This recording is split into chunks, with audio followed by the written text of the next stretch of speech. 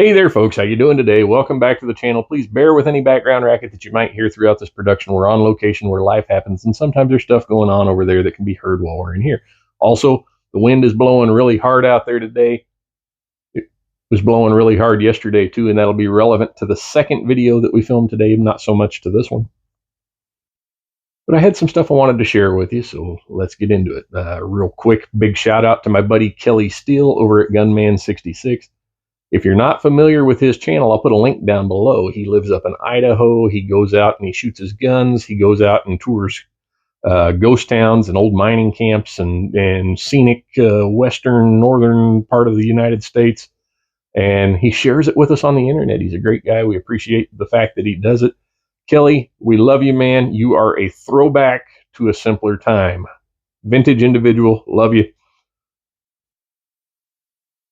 While we're talking about vintage stuff, what is all this? I didn't actually plan that as a segue or anything. It just kind of worked out. So we'll roll with it.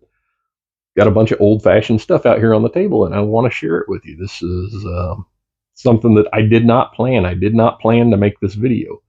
I actually, just let me tell you the story. Once upon a time, about a week ago, my buddy Paul and I were talking to each other, and we got on the subject of muzzle loaders, and turns out we both had them, and neither one of us knew that the other one had muzzle loaders, and we decided to get together and have a black powder rendezvous of sorts, and so we did that yesterday, Super Bowl Sunday, and the range was nice and quiet. Turns out Super Bowl Sunday is a good day to go to the range. There just aren't a whole lot of people out there on that Sunday afternoon, so keep that in the back of your mind for next year. I was able to talk my son into coming with us. At first, he didn't really seem like he wanted to, but he was trying to humor me, I guess. So he came out with us. And it took a little bit of convincing to get him to shoot the black powder. But man, after he did, he was hooked. He loved it. He shot it, I don't know how many times. He kept loading it up and shooting it again. He was having a great time. There was this kid that was out there at the range. He had, purple hair and nose rings and looked like he fell into a tackle box. Had some kind of satanic t-shirt on, they're talking about a rock band or whatever. I don't know. I'm probably overindulging that a little bit, but he saw it. He's like, is that a musket? So I talked to him about it for a minute, offered to let him shoot it. Yeah, I'll think about it. He walked off, went back to go do his thing, but he kept watching. And before you know it, he was over there shooting it. Everybody loved it. If you're out at the range with these things, man, people will come around just to see what all the smoke is about, what that smell is that they're smelling, and that noise, man. The noise of one of these things going off, it doesn't sound anything like a gunshot. It sounds like a cannon, like poof.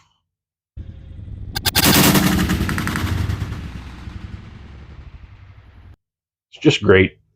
Here in just a second, I'll tell you about how I acquired the ones that I have. But I had so much fun. It was great. I didn't actually intend on making a video out of this. This was going to be a therapy session for me and my buddy Paul. I wasn't planning on filming anything. I didn't film much while I was out there. But it was such a good impact that I figured I had to share it with you. Now, aside from the muzzle loader that's here on the counter, and I've got another one back here behind me. They're actually identical.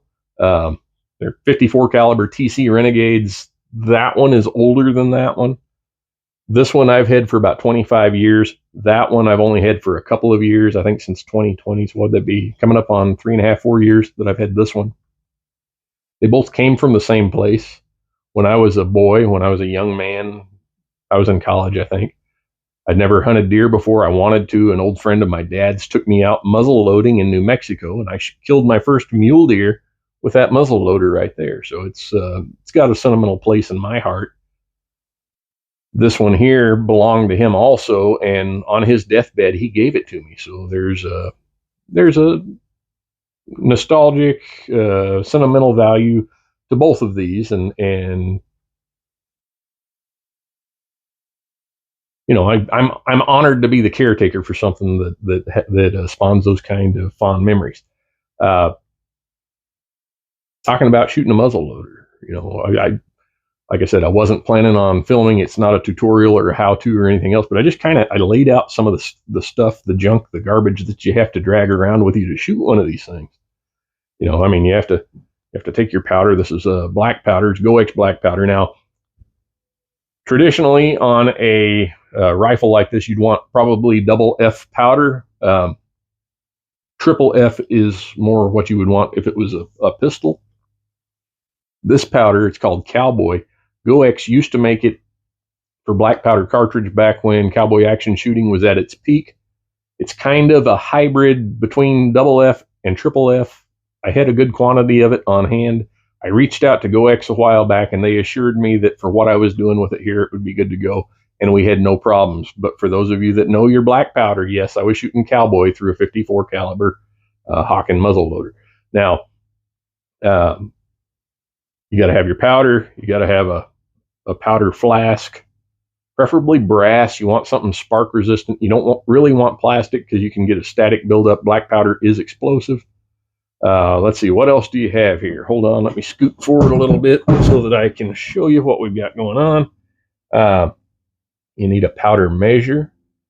We were shooting round ball. I have always been of the persuasion that 70 grains is about ideal for shooting round ball out of a 54 caliber muzzleloader.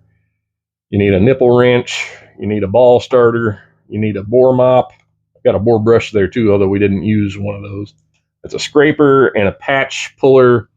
Got a jag for your cleaning rod and some patches and butter and primers and of course the balls, and then a Gatorade jug full of Dawn dish soap so that you can mop the bore every 3 or 4. So why would you want to carry all this stuff with you to shoot one round at a time? Because it's fun. Because you can talk young men that want to shoot semi-automatic rifles and go out there and blast away into wasting half of their Super Bowl Sunday afternoon front stuffing an old 54 caliber TC Renegade. You can talk kids with nose rings and purple hair and satanic rock band t-shirts into coming over and playing with your 54 caliber Hawken. They're so much fun. It's not like shooting anything else. If you've never had the opportunity to go out and shoot black powder rifles, traditional black powder rifles, I encourage you to do it. It is just a blast. Did I cover? I think I covered. Yeah, I think I covered where I got these ones. I didn't film the how-to. I didn't film how I load them. I didn't film, how to butter your patches or anything like that. If y'all would be interested in seeing a how-to on a black powder rifle, I'd be happy to do one. It would be a lot of work, so I'm not going to do it unless there's somebody out there that wants to see it. But I'm telling you guys, taking something like this out to the range is a crowd favorite. There will be people coming over just to see what it is that you're doing. They'll hear that sound. They'll smell that smell. They'll see that cloud of smoke come out of it, and they'll be drawn to it like a moth to a flame. It is so much fun. Well, that's what I had. That's what I wanted to share with you. I hope you got something out of that. I hope you're itching now maybe to go out and shoot a black powder rifle. Now, would I take one of these hunting? Maybe. I mean, depending on the circumstances, I might go hunting with one again someday. But for the most part, it's just something fun to do. It's just, it gives you that sense of nostalgia. It's like driving an old car or, riding in a horse and buggy at a fair or something. It takes you back to a simpler time. So, again, let me know what you thought of this down below. If you want to see more content along these lines, I'd be happy to share with you. You're the guys watching it. Let me know down below. Until next time, take care. God bless.